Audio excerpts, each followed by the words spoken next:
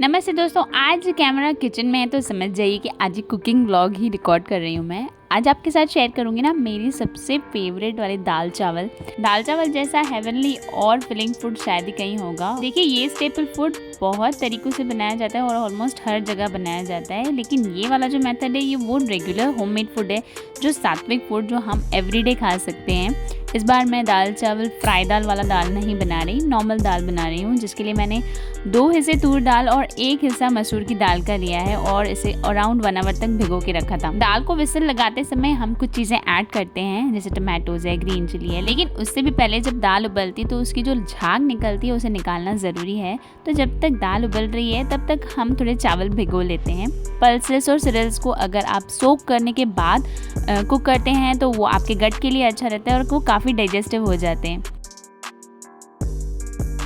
Rice, दाल या किसी भी पल्सेस को धोने के बाद जो पानी निकलता है, फर्स्ट वाटर को छोड़ के बाकी सारा पानी आप अपने प्लांट्स में डाल सकते हैं। मैं तो ऐसे ही करती हूँ। दाल हमारी उबल गई है, अब ये वाली जो झाग है इसे डिस्कार्ड कर देंगे। अब ऐड करने की बारी आ जाती है कुछ tomatoes, green chillies, curry leaves और टर्मरिक। इन 4 चीज़ों को मैं डाइस करके डाल देती हूँ।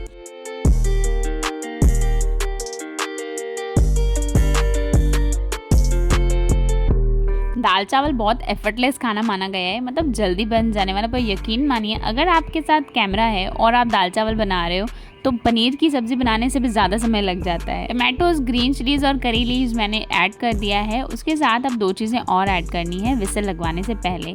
थोड़ी सी टर्मरिक, जिससे स्वाद बना रहता है और वो बहुत हेल्दी बन जाती है, और उसके साथ थोड़ा सा देसी घी की वजह से दाल थोड़ी जल्दी पक जाती है और अच्छे से पक जाती है। और जो आपके कुकर का ढक्कन है ना, वो भी खराब नहीं होता, वो सेटल्ड रहती है, पानी ऊपर नहीं आने देती।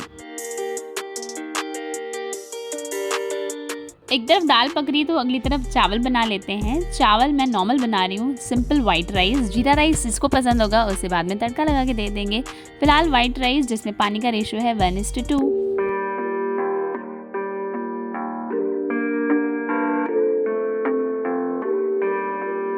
अगर राइस हमें खिले खिले चाहिए तो एक और बात ध्यान रख दीजिए, जब पानी उबल जाए उसके बाद ही राइस को ऐड करिए। अगर आप पानी डालने के बाद तुरंत चावल डाल देते हैं तो राइस बहुत सॉफ्ट हो जाते हैं और सॉगी हो जाते हैं। अराउंड 5 विसल्स लगने के बाद मैंने दाल वाली गैस को ऑफ कर दिया है और इसे अपनी भाप में ही पकने देना है।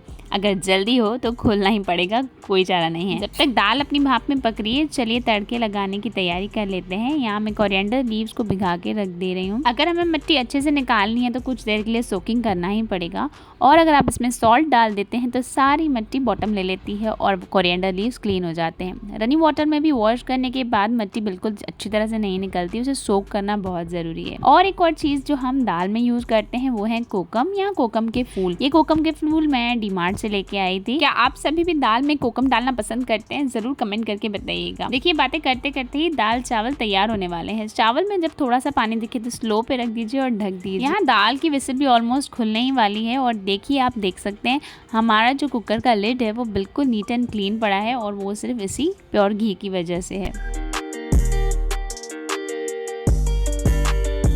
ये दाल अच्छे से पक गई है, पर हम एकदम से तड़का नहीं लगाते हैं। हम तो दाल चावल वाली दाल खाते हैं थोड़ी सी पतली खाते हैं, यानी कि कंसिस्टेंसी थोड़ी लिक्विड होती है। इसके लिए मथनी लेकर अच्छे से मथ लेते हैं और दाल को एकदम प्लेन कर देते हैं, बिल्कुल दरदरा नहीं छोड़ते।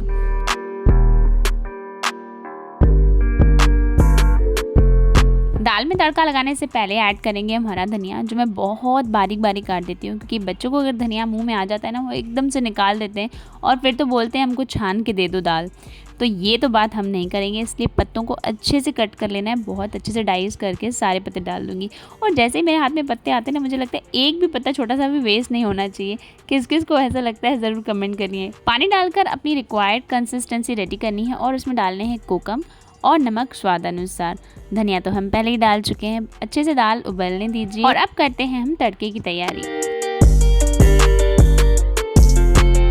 आजकल तड़के के लिए मैंने छोटा सा पैन बनाया है, और मेरा फेवरेट वाला है। इसमें हम थोड़ी बहुत सब्जी होती है ना, वो भी गर्म करके रख सकते हैं, और छोटा सा चीला भी बना देते हैं। तड़के में मैंने डाली है पहले राई का नाच गाना खत्म हो जाए तो डालिए हींग, जीरा और रेड चिली। बस इतनी सी ही चीज़ें, कोई ऑनियन नहीं, कोई लहसुन नहीं।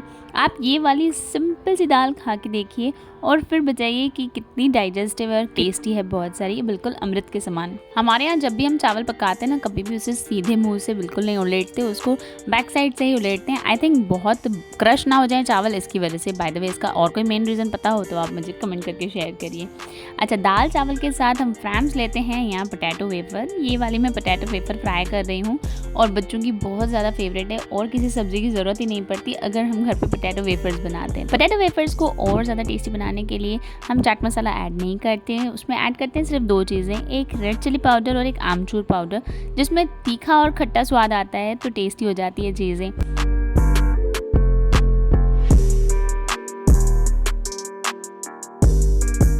लंच हमारा तैयार है, चलिए टाइम टू सर्व।